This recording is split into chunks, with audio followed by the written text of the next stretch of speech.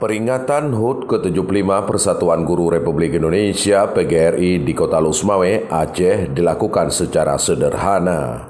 Sejumlah rencana agenda pegelaran upacara dan bakti sosial ditiadakan dikarenakan sedang dalam kondisi pandemi COVID-19. Ketua PGRI Kota Lusmawe, Fakhrul Razi menjelaskan, peringatan Hari Guru kali ini pihaknya menginstruksikan untuk memakai seragam PGRI. Setelah dibatalkannya kegiatan upacara tersebut untuk menghindari kerumunan massa dalam skala besar sesuai koordinasi dengan Satuan Tugas Penanganan COVID-19.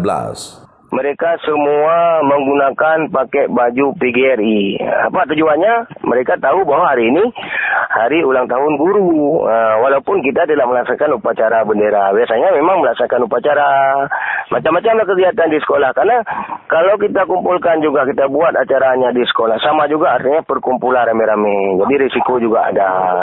Ia menjelaskan para guru di Kota Lusmawe terus-menerus melakukan pengabdian kepada si anak didik di tengah pandemi dengan cara pendidikan tatap muka yang berlangsung beberapa pekan lalu.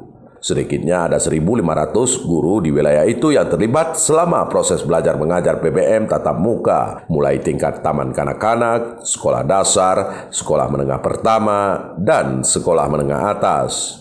Dari Provinsi Aceh, Erwin Jalaluddin melaporkan untuk KBR.